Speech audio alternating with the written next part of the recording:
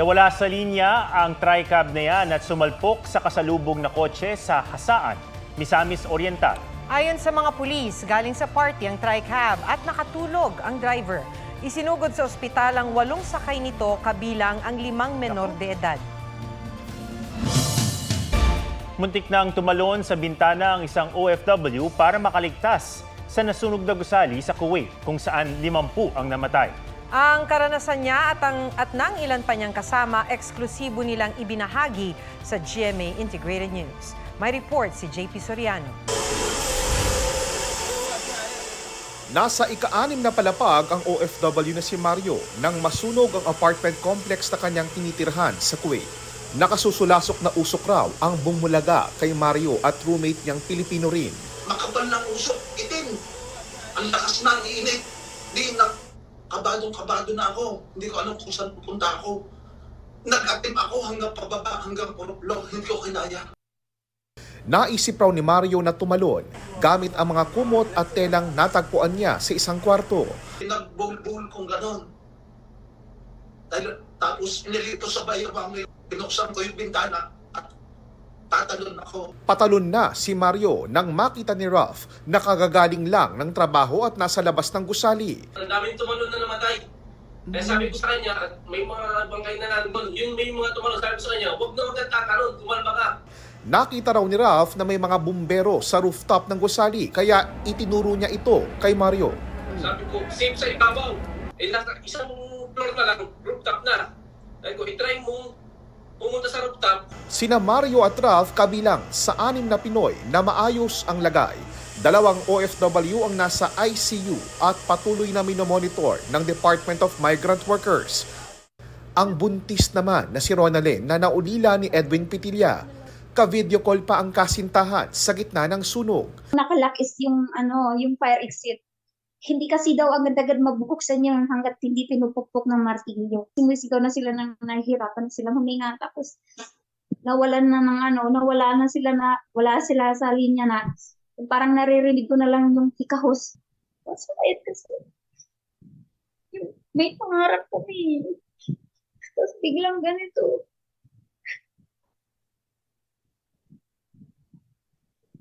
Masaya pa siya na gusto niya makita yung baby niya.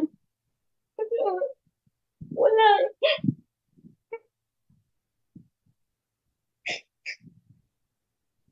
Yung gabi na bago siya matulog, sabi niya pa sa akin, mahal kita, mami. I love you. Ingatan mo si baby, ha? Nasawi rin sa sunog si Jesus Lopez na tubong Umingan, Pangasinan. Uuwi sana si Jesus sa Disyembre para sa family reunion. Sobrang sakit po talaga kasi siya lang talaga yung inaasahan namin sa lahat-lahat ng bagay, sa mga pinansyal, siya lahat-lahat. Nasawi rin sa sunog ang isa pang OFW na si Jeffrey. Sobrang bait nilang tatlo.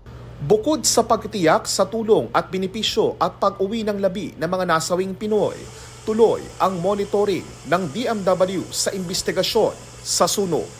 JP Soriano, nagbabalita para sa GMA Integrated News. Paulit-ulit na hinampas at sinampal ng isang lalaki ang 95 anyos ng ina sa Solsana, Ilocos Norte. Ang dahilan ng nahulikab na pananakit sa report ni Rafi Tima.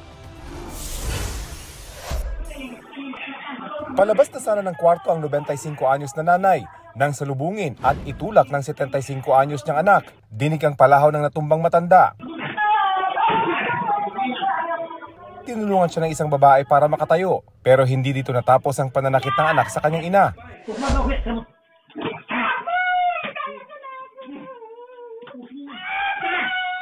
Sa loob ng kwarto, nakahiga na ang matanda habang paulit-ulit na hinahampas ng galit na galit pa ring anak.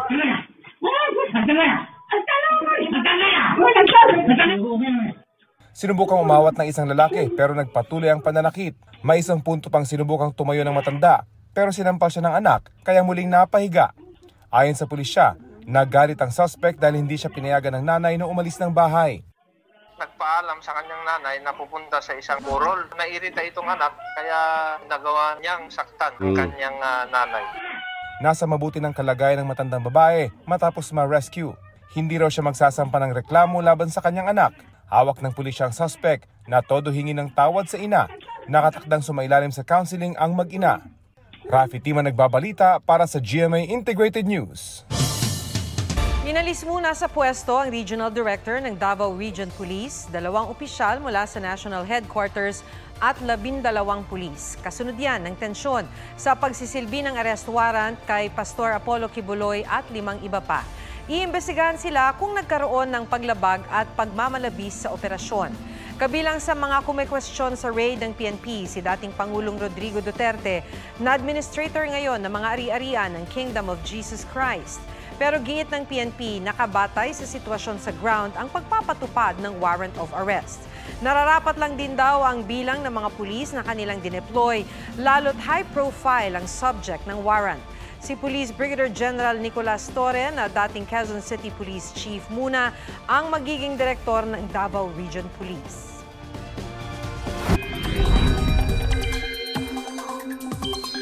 Walang inaasahang sama ng panahon sa bansa ngayong weekend pero magdala pa rin ng payong. Ayon sa Pag-asa, patuloy na makakaapekto ang southwest monsoon o hanging habagat na magdadala ng maulap na kalangitan at kalat-kalat na pagulan. Umaga pa lang bukas, may posibilidad na ng ulan sa Mimaropa at Bicol Region. Hapon hanggang gabi, posibleng ulanin ng iba pang lugar. Sa Visayas, mataas ang tsansa ng ulan, partikular sa Panay Island, bukas ng hapon. Sa Mindanao, may malalakas na pagulan bukas ng hapon, lalo na sa Davao Region.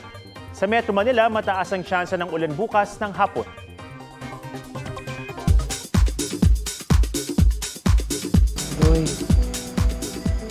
Sa My Guardian Alien, sa gitna ng tila pamamaalam ni Grace dahil sa nalalapit niyang pagbabalik sa kanyang planeta.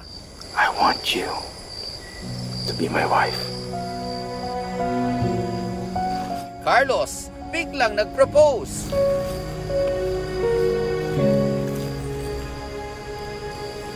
Will you marry me?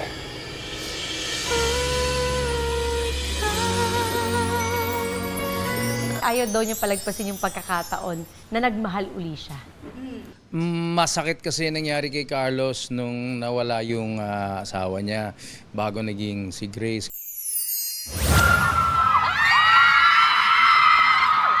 Sanlibong Army na nanalo sa raffle, niyakap ni BTS Jin sa annual Festa event.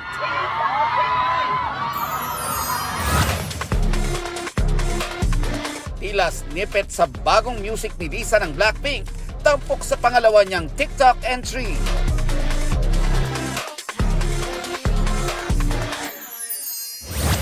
Ariana Grande kumpirmadong sasali sa South Korean web platform na Weverse via Hive America. Nelson Canlas nagbabalita para sa GMA Integrated News. Kritikal ang lagayan ng isang babaeng estudyante matapos mabagsakan ng debris mula sa bell tower ng simbahan sa Ormoc City. Base sa investigasyon, nahulog ang konkretong dekorasyon mula sa tuktok ng tore. Lumusot ito sa kisame at tumama sa ulo ng biktima na nooy nakatayo sa entrada. Nawala ng malay ang babae na nagtamo ng malaking sugat sa ulo. Naoperahan na ang biktima at sasagutin daw ng simbahan ang lahat ng gastusin sa pagpapagamot. Isinara muna sa publiko ang bahagi ng simbahan kung saan nangyari ang insidente.